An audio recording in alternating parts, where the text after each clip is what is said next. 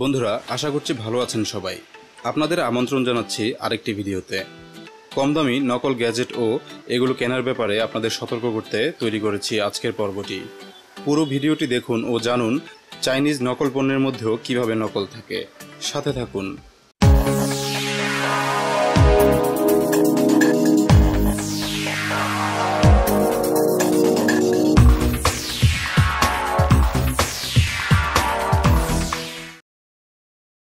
বন্ধুরা, গত পর্বে আপনারা দেখেছেন আকর্ষণীয় একটি পাওয়ার ব্যাংকের ভিতরে নকল ব্যাটারি দিয়ে কিভাবে জোট চুরি করে লোক ঠকানো হয়। না দেখে থাকলে উপরের লিঙ্ক থেকে এখনই দেখে আসুন।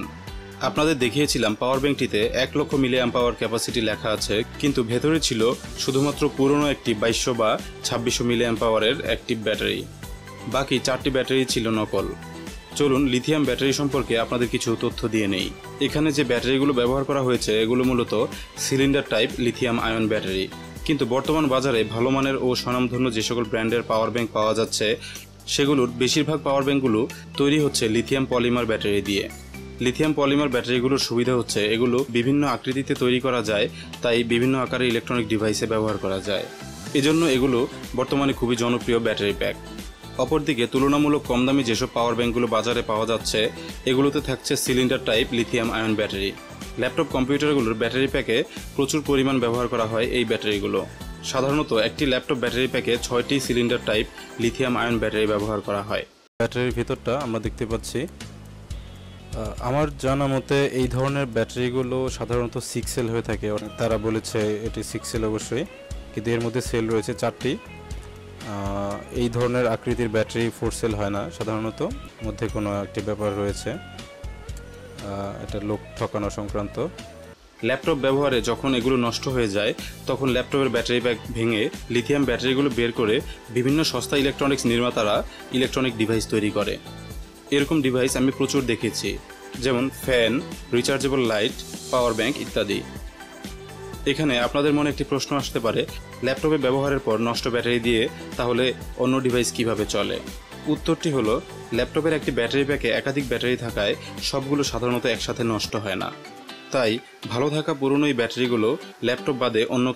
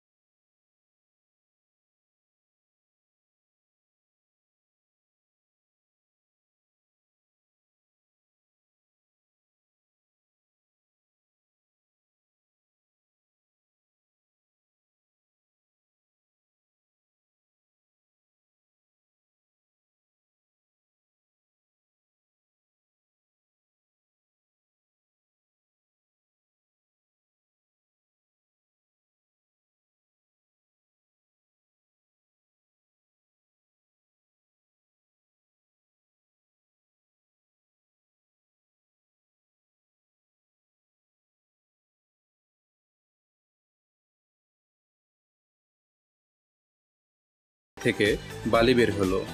এ ধরনের বালি ঘরবাড়ি বা স্থাপনা তৈরির কাজে ব্যবহার করা হয়। ভেবে দেখুন মানুষ ঠকানোর কত বুদ্ধি এদের মাথায় আছে। কম খরচে নকল ব্যাটারি তৈরি করে ও সেগুলো মানুষের কাছে বিক্রি করে লোক ঠকানোর জন্য তাদের আলাদা ফ্যাক্টরিও আছে অবশ্যই। তা না হলে এত সুন্দর ও চকচকে ব্যাটারিটির ভেতর বালি ঢুকলো কিভাবে? এই বালি ও স্টিলের সিলিন্ডার ব্যবহার করে তৈরি ব্যাটারিগুলোর ওজন ব্যালেন্স করে একটি পুরনো ও সচল ব্যাটারির সাথে মিলিয়ে তৈরি করেছে 1,00,000 মিলিঅ্যাম্পিয়ার ধারণ ক্ষমতার পাওয়ার ব্যাংক। কি অসাধারণ! বন্ধুরা, আপনারা দেখতে পেলেন চাইনিজ ইলেকট্রনিক্স নির্মাতারা কিভাবে ফেক পণ্য বানিয়ে মানুষ ঠকিয়ে ব্যবসা করে। অতএব শুধু পাওয়ার ব্যাংকই নয়, যে কোনো চাইনিজ পণ্যই বুঝে শুনে কিনবেন। আজ এখানেই শেষ করছি।